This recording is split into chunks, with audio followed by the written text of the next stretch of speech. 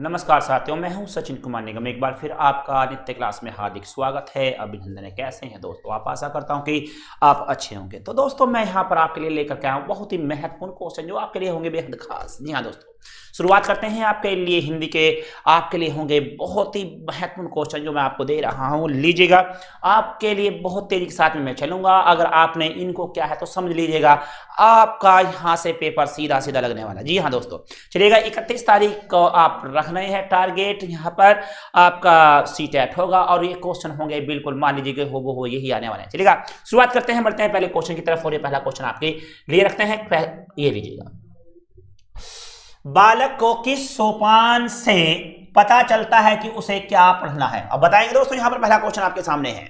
यहां पर है, बालक को किस सोपान से पता चलता है कि उसे क्या पढ़ना है? यहां पर अनुकरण वाचन होगा आपका, आदर्श वाचन, प्रस्तावना और आपका स्पष्टीकरण। तो दोस्तों यहां पर अगर बात करते हैं, अगर हम किसी बच्चे की बात करें कि बच्चे को कैसे पता चलता है कि वह यहां पर किस सोपान से क्या पढ़ना है, इसके बारे में अगर जानना है तो अगर उसके पास में बात देखी जाए तो अनुकरण वाचन से, आदर्श से, या प्रस्तावना से, या स्पष्टीकरण से। अगर उसके पास में प्रस्तावना है तो उसकी रुचि बढ़ जाती है और उससे पता चल जाता है उसे। तो यहां पर पता चलता है आपका प्रस्तावना से। राइट आंसर आपका इसका होता है प्रस्तावना। बालक को किस सोपान से पता चलता है उसे क्या पढ़ना है, तो यह दोस्तों आता है यहां पर इसका प्रस्तावना होता है।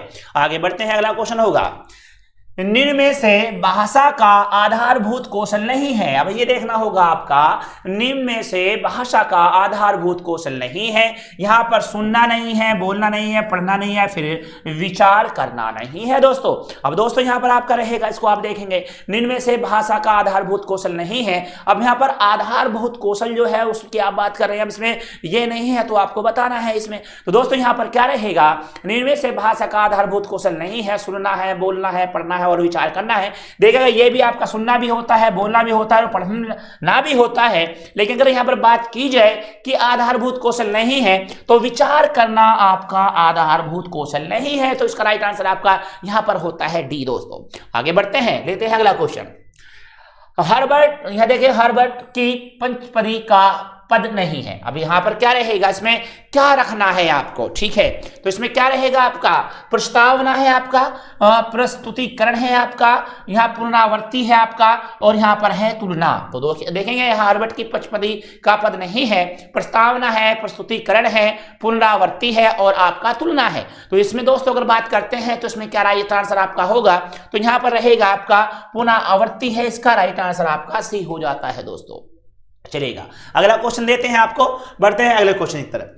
कविता शिक्षण की विधि नहीं है। बताएंगे यहां पर कविता शिक्षण की विधि नहीं है। अब यहां पर कौन सी विधि नहीं है, कविता शिक्षण की विधि नहीं है, ये आपको बताना है। इसका राइट आंसर रहेगा यहां पर रसावादान विधि होगा आपका, व्याख्यान विधि होगा आपका, गीताभिनय विधि होगा आपका और यहां पर अनुकरण विधि होगा आपका। अब यहां पर आप देखेंगे इसमें से फिर एक बार आपके रहेगा, कविता शिक्षण की विधि नहीं है, रसावदान विधि है आपका, व्याख्या विधि है आपका, गीताभिनय विधि है आपका और यहां पर राइट आंसर होता है अनुकरण विधि। अब ये देख लीजिएगा, इसमें आपका जो आंसर बनकर आता है ये रहेगा आपका यहां पर अनुकरण विधि, इसका राइट आंसर आपका हो जाता है दोस्तों। और लेते हैं अगला क्वेश्चन। क्वेश्चन नंबर आपके सामने 5 होगा, बेहद खास होगा। आप देख रहे हैं लगातार आपके क्वेश्चन दे रहा हूं मैं, कैसे आपको लग रहे हैं ये आपको देखना है। ठीक है, तो यहां पर देखेंगे, भाषा से संकर विधि उपयोगी है। अब बताएंगे भाषा से संकर विधि उपयोगी है, पद शिक्षण में होता है आपका, गद्य शिक्षण में होता है, व्याकरण में होता है और आपका लेखन में होता है। भाषा से संकर विधि उपयोगी है, तो यहां पर पद शिक्षण में रखेगा, गद्य शिक्षण में रखेगा, व्याकरण में रखेगा और आपका लेखन में रखेगा। तो आप बताएंगे दोस्तों यहां पर इसका राइट आंसर आपकी तरफ से क्या मिलता है। अब देखते हैं, आप बताइएगा, तब तक मैं आगे चलता हूं और लेता हूं इसका राइट आंसर क्या रहेगा। तो दोस्तों यहां पर है भाषा से संकर विधि उपयोगी है, तो यहां पर आपका रहेगा इसमें व्याकरण में। तो राइट आंसर इसका सी आपका होगा, व्याकरण में है। क्वेश्चन आपके सामने था, आपने देखा इसे। अगला क्वेश्चन लेंगे, अगला क्वेश्चन आपका होगा एक नए क्वेश्चन के साथ में, फिर बढ़ते हैं आगे। ये लीजिएगा, वह कौन सा वाचन है जो गद्य में प्रयुक्त होता है परंतु पद में नहीं है? बताएंगे वह कौन सा वाचन है जो गद्य में प्रयुक्त होता है पद में नहीं है। तो यह रखेगा मौन वाचन है आपका, आदर्श वाचन है आपका, अनुकरण वाचन है आपका और आपका संवेद वाचन है। तो देखिएगा दोस्तों यहां पर एक बार फिर आपके लिए, वह कौन सा वाचन है जो गद्य में प्रयुक्त होता है परंतु पद में नहीं है? मौन वाचन है, आदर्श वाचन है, अनुकरण वाचन है, आपका संवेद वाचन है। तो देखेंगे यहाँ पर इसका राइट आंसर आपका क्या रहेगा। तो दोस्तों देखते हैं यहाँ पर इसका राइट आंसर आपका है, आप ये चुनिएगा। मैं बता देता हूं राइट आंसर इसका रहेगा आपका मौन वाचन होगा। वह कौन सा वाचन है जो गद्य में प्रयुक्त होता है परंतु पद में नहीं है, ये आपका रहेगा मौन वाचन। अगला है दल शिक्षण में शिक्षकों की संख्या होती है। बताएंगे दल शिक्षण में शिक्षकों की संख्या होती है, एक से अधिक होती है, शिक्षिका का अभाव है, यहाँ पर शिक्षक का अभाव है आपका, और यहाँ पर 20 शिक्षक हैं या इनमें से कोई भी नहीं है। दल शिक्षण में शिक्षकों की संख्या होती है। अब कितनी संख्या होती है दल शिक्षणों में, शिक्षकों की संख्या कितनी होनी चाहिए, एक से अधिक होना चाहिए, या फिर शिक्षकों का अभाव दिखाता है, या फिर आपका 20 शिक्षक होने चाहिए। यानी कि कहना चाहे जो दल की हम बात करते हैं उसमें ऐसी कोई नंबर वैल्यू नहीं रख दी जाती कि 20 शिक्षक ही होंगे, बल्कि उसमें क्या है, एक से अधिक आप मान सकते हैं। एक से अधिक जो आप देखते हैं वह शिक्षकों का वहां पर दल कहलाता है। इसका राइट आंसर आपका ए हो जाता है। अगला क्वेश्चन आपको देते हैं, बढ़ते हैं आगे की तरफ। कौन सी विधि, देखिए कौन सी विधि संस्कृत से हिंदी शिक्षण में आई है। बताएंगे कौन सी विधि संस्कृत से हिंदी शिक्षण में आई है। समवाय विधि आपका यहां पर रहेगा, कहानी कथन विधि होगा, सूत्र विधि होगा, इनमें से कोई भी नहीं है। तो दोस्तों बताएंगे एक बार फिर आपके पास में होगा, यहां पर है कौन सी विधि संस्कृत से हिंदी शिक्षण में आई है। समवाय विधि होगा आपका, कहानी कथन विधि होगा, सूत्र विधि है, और इनमें से कोई भी नहीं है। तो ऐसा कौन सी विधि है जो आपकी संस्कृत से चल करके हिंदी में आई है, और वह कौन सी विधि होती है, तो आपके सामने रहेगा सूत्र विधि। इसका राइट आंसर आपका हो जाता है। दोस्तों अगला क्वेश्चन लेते हैं। जब शिक्षक द्वारा हाथों में पुस्तक लेकर वाचन कराया जाता है तो उसे कहते हैं। अब देखिए जब शिक्षक द्वारा हाथों में पुस्तक लेकर वाचन कराया जाता है तो उसे कहते हैं अनुकरण वाचन कहा जाता है, आदर्श वाचन कहा जाता है, मौन वाचन कहा जाता है, संवेद वाचन कहा जाता है। तो बताएंगे दोस्तों यहां पर आप उसे क्या कहेंगे, कौन सा वाचन उसे कहा जाता है। जब शिक्षकों द्वारा हाथों में पुस्तक लेकर वाचन कराया जाता है तो उसे कहते हैं अनुकरण वाचन है, आदर्श वाचन है, मौन वाचन है, और आपका संवेद वाचन इसमें रखा गया है। तो दोस्तों अगर इसकी बात की जाए तो यहां पर आप रखेंगे इसका आदर्श वाचन। इसका राइट आंसर आपका यहां पर होगा आदर्श वाचन, आप इसमें चुन लेंगे। अगला होता है वह प्रविधि जिसमें विद्यार्थी अपना अध्ययन कार्य अध्यापक की देखरेख में पूर्ण करता है कहलाती है। तो दोस्तों यहां पर बताएंगे वह प्रविधि जिसमें विद्यार्थी अपना अध्ययन कार्य अध्यापक की देखरेख में पूर्ण करता है वह कहलाती है स्वयं अध्ययन कहता है, गृह कार्य, प्रोक्षित अध्ययन कहा जाता है, या मौखिक कार्य कहा जाता है। तो दोस्तों बताएंगे इसमें आपका राइट आंसर क्या होगा। या वह प्रविधि जिसमें विद्यार्थी अपना अध्ययन कार्य अध्यापक की देखरेख में पूर्ण करता है कहलाती है। तो इसमें आप बताएंगे सह अध्ययन होगा, आपका कार्य गृह कार्य होगा, पर्यवेक्षित अध्ययन होगा, और आपका मौखिक कार्य होगा। तो दोस्तों यहां पर आप बताएंगे राइट आंसर आपका इसमें क्या रहेगा। तो दोस्तों अगर बात करते हैं तो इसका राइट आंसर सी होता है।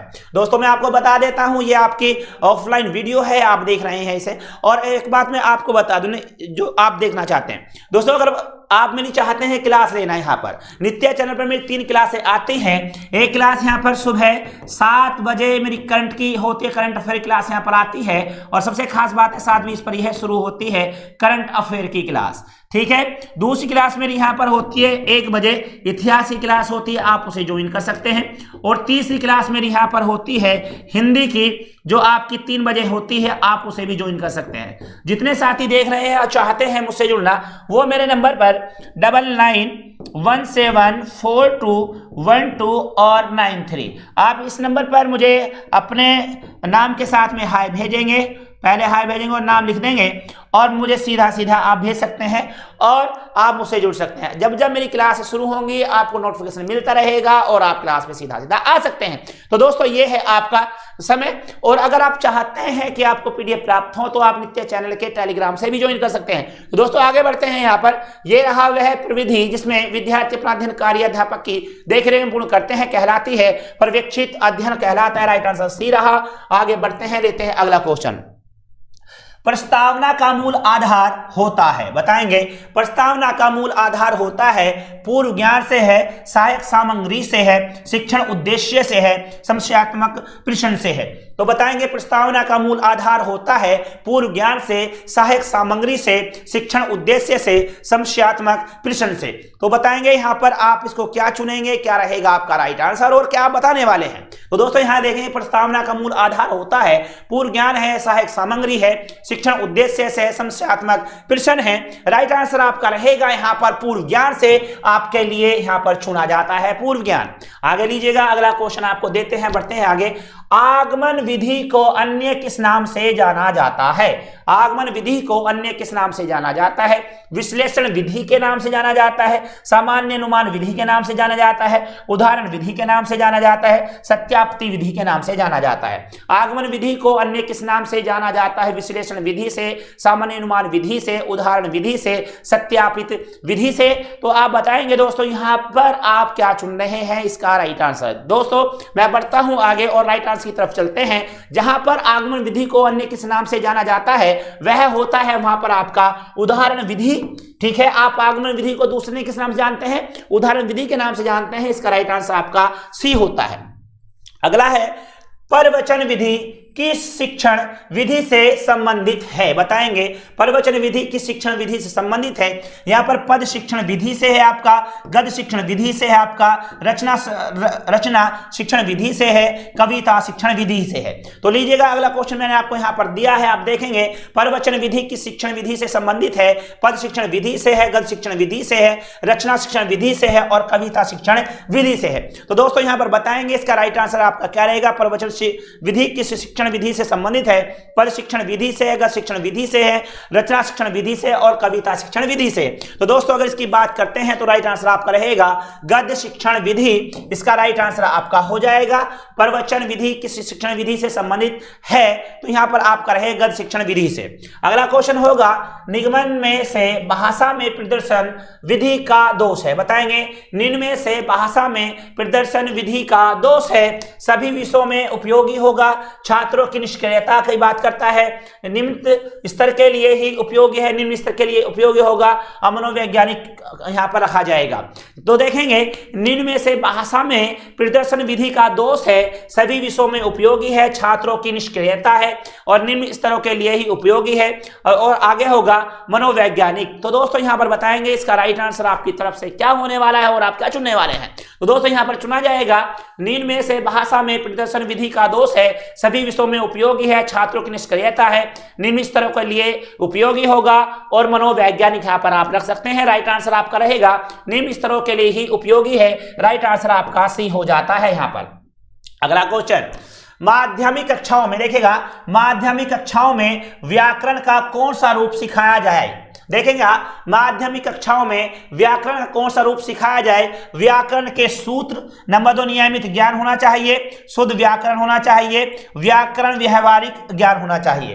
तो बताएंगे माध्यमिक कक्षाओं में व्याकरण का कौन सा रूप सिखाया जाए? व्याकरण के सूत्र है, नियमित ज्ञान है, शुद्ध व्याकरण है, व्याकरण व्यवहारिक ज्ञान होगा। तो यहां पर आप देखेंगे क्वेश्चन नंबर 15 आपके सामने है, कितना खास क्वेश्चन है ये आप देख रहे हैं। ठीक है, तो इसमें आपका जो क्वेश्चन यहां पर आप देख पा रहे हैं माध्यमिक कक्षाओं में व्याकरण का कौन सा रूप सिखाया जाए, तो यहां पर व्याकरण के सूत्र है, नियमित ज्ञान है, शुद्ध व्याकरण है और व्याकरण व्यवहारिक ज्ञान है। राइट आंसर आपका डी होगा। यहां पर बढ़ते हैं अगले क्वेश्चन की तरफ लेते हैं। भाषा शिक्षण के मूल कौशलों में सबसे अंत में किस कौशल का शिक्षण कराना जरूरी है? भाषा शिक्षण के मूल कौशलों में सबसे अंत में किस कौशल का शिक्षण कराना चाहिए? तो यहां पठन का है, श्रवण का है, बोलने का है और आपका लिखने का है। भाषा शिक्षण के मूल कौशल में सबसे अंत में किस कौशल का शिक्षण कराना चाहिए? तो इसका राइट आंसर आपका रहेगा, आपको यह बताना है भाषा शिक्षण के मूल कौशल में सबसे अंत में किस कौशल का शिक्षण कराना चाहिए। तो राइट आंसर अगर रखते हैं तो यहां पर किसका कराना चाहिए सबसे अंत में? तो अंत में रहेगा आपका पाठन का, श्रवण का, बोलने का। तो लिखना सबसे अंत में आता है दोस्तों, आप रखेंगे इसे, लिखना इसमें सबसे महत्वपूर्ण है। अगला क्वेश्चन है मातृभाषा, देखिए मातृभाषा शिक्षण में मौखिक अभिव्यक्ति हेतु किस पद्धति को अपनाएंगे? देखेंगे मातृभाषा शिक्षण में मौखिक अभिव्यक्ति हेतु किस पद्धति को अपनाएंगे? यहाँ पर समाधाय पद्धति है, डाल्टन पद्धति है आपका, खेल पद्धति है आपका, और प्रोजेक्ट पद्धति है। तो यहाँ पर रहेगा आपका क्या आंसर आप चुनेंगे? यहाँ पर मातृभाषा में मौखिक अभिव्यक्ति हेतु किस पद्धति को अपनाएंगे, यहाँ पर आपको बताना है। राइट आंसर की तरफ चलते हैं। तो यहाँ पर अगर मातृभाषा शिक्षण में मौखिक अभिव्यक्ति हेतु किस पद्धति को अपनाएंगे, तो यहाँ पर रहेगा खेल पद्धति, इसका राइट आंसर आपका हो जाता है। प्राथमिक स्तर पर रचना शिक्षण के लिए कौन सी विधि उपयुक्त रहती है? देखेंगे यहाँ पर प्राथमिक स्तर पर रचना शिक्षण के लिए कौन सी विधि उपयुक्त रहती है। यहाँ पर अनुकरण विधि होगा आपका, प्रश्नोत्तर विधि होगा, रूपरेखा विधि होगा और सूझ विधि होगा। तो यहाँ पर आप रखेंगे प्राथमिक स्तर पर रचना शिक्षण के लिए कौन सी विधि उपयुक्त रहती है। यहाँ पर अनुकरण विधि है, प्रश्नोत्तर विधि है, रूपरेखा विधि है और सूझ विधि यहाँ पर आपका रखा जाएगा। तो राइट आंसर की अगर बात करते हैं यहाँ पर तो आपका होगा प्रश्नोत्तर विधि, इसका राइट आंसर आपका हो जाता है। लीजिएगा यहाँ पर देखेंगे पलायन का अर्थ समझाने के लिए किस विधि का प्रयोग किया जाएगा? अष्टायन का अर्थ समझाने के लिए किस विधि का प्रयोग किया जाएगा? समास विग्रह का किया जाएगा, चित्र दिखाकर किया जाएगा, व्युत्पत्ति द्वारा दिखाया जाएगा, अर्थ कथन दिखाकर। तो दोस्तों यह जानकर क्या जाएगा इसके बारे में। अब देखिए अष्टानन है, यहाँ पर अष्टानन आपने सुना होगा, दशानन आपने सुना होगा, है चतुरानन आपने सुना होगा। देखिए चतुरानन 4 सिरों वाला, अष्टानन है ना, अष्टानन आपके पास में अष्ट सिरों वाला हो जाएगा और उसके बाद में दशानन 10 सिरों वाला हो जाएगा। तो दोस्तों यहाँ पर आपका बनता है कौन सा समास? बहुब्रीहि समास बनता है और बहुब्रीहि समास की तरफ इशारा करता है और इसका मतलब होता है यहाँ पर समास से। ठीक है, यह किसकी तरफ इशारा करता है? अष्टानन का अर्थ समझाने के लिए किस विधि का प्रयोग किया जाएगा? समास विग्रह का प्रयोग किया जाएगा और इसमें बहुब्रीहि समास आपका हो जाता है। अगला क्वेश्चन लेते हैं और बढ़ते हैं अगले क्वेश्चन की तरफ। ये लीजिएगा अगला क्वेश्चन, कविता शिक्षण का प्रमुख उद्देश्य है, बताएंगे। कविता शिक्षण का प्रमुख उद्देश्य है शब्दार्थ बोध, नंबर 2 भावना उद्भावन, मनोरंजन और आपका मापन क्षमता। बताएंगे कविता शिक्षण का प्रमुख उद्देश्य है शब्दार्थ बोध होगा, भावना उद्भावन होगा, मनोरंजन होगा और मापन क्षमता होगा। तो बताइएगा यहाँ पर आप किसकी तरफ जाते हैं, यहाँ पर क्या इसका राइट आंसर होगा? कविता शिक्षण का मुख्य उद्देश्य है भावना भावन, इसका राइट आंसर आपका हो जाएगा। बढ़ते हैं आगे की तरफ, वो लेते हैं अगला क्वेश्चन, वर्णनात्मक कविता शिक्षण की सही विधि है। वर्णनात्मक कविता शिक्षण की सही विधि है प्रश्नोत्तर प्रणाली होगा आपका, तुलना प्रणाली होगा आपका, शब्दार्थ प्रणाली होगा आपका और व्याख्या प्रणाली आपका यहाँ पर रहेगा। वर्णनात्मक कविता शिक्षण की सही पद्धति है प्रश्नोत्तर प्रणाली है आपका, तुलना प्रणाली है, शब्दार्थ प्रणाली है, व्याख्या प्रणाली है।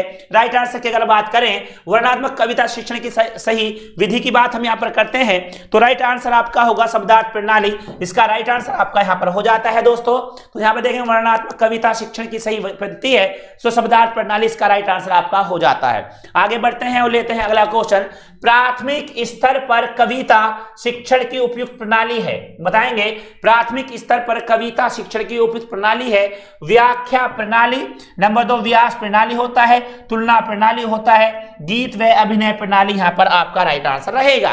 तो प्राथमिक स्तर पर कविता शिक्षण की उपयुक्त प्रणाली है व्याख्या प्रणाली है, व्यास प्रणाली है, तुलना प्रणाली है, गीत एवं अभिनय प्रणाली है। तो राइट आंसर की तरफ अगर जाएं तो इसका राइट आंसर आपका होता है, क्या होता है दोस्तों? तो दोस्तों यहाँ पर रहेगा राइट आंसर आपका गीत व अभिनय प्रणाली, इसका होता है आपका राइट आंसर डी है। ये लीजिएगा प्राथमिक स्तर पर कविता शिक्षण की उपयुक्त प्रणाली है तो वह गीत व अभिनय प्रणाली दोस्तों यहाँ पर राइट आंसर हो जाएगा।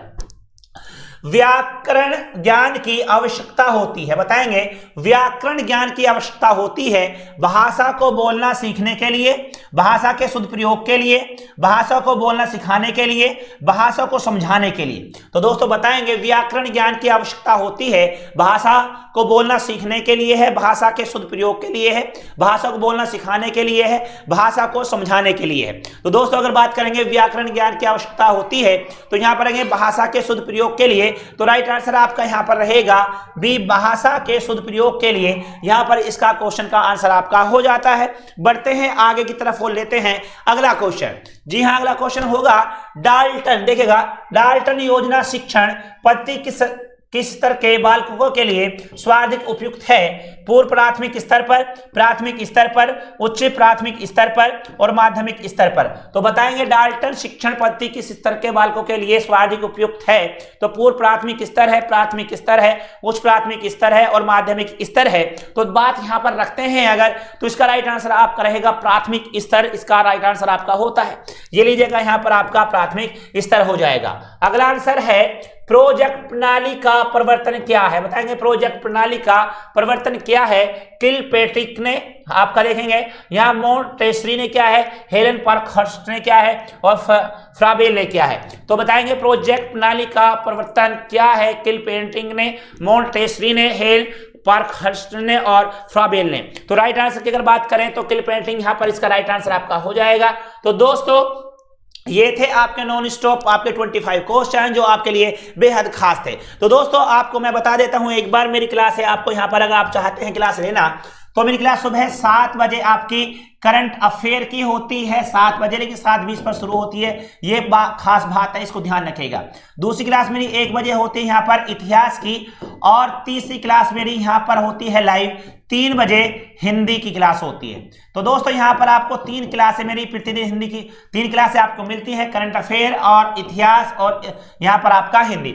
जितने साथी मुझसे जुड़ना चाहते हो मेरे नंबर पर 9917421293 पर मुझे व्हाट्सएप करें और हाय लिखें, ठीक है, और अपने नाम के साथ में भेज दें। तो दोस्तों ये आप नोट कर सकते हैं, आप टेलीग्राम से भी जुड़ सकते हैं, नित्य क्लास के सभी पीडीएफ आप वहां से प्राप्त कर सकते हैं। तो दोस्तों मैं लेता हूं आपसे विदा, मिलता हूं अगली वीडियो में। आपको ये कैसा लगा कमेंट बॉक्स में जरूर बताइएगा, और अगर आप चैनल पर नए हैं तो लाइक और सब्सक्राइब जरूर कर दीजिएगा। यही आपकी तरफ से मिला हुआ हमें जो प्यार मिलता है यही होता है बस। तो दोस्तों मैं मिलता हूं आपसे अगली वीडियो में, तब तक के लिए गुड डे, गुड बाय, जय हिंद।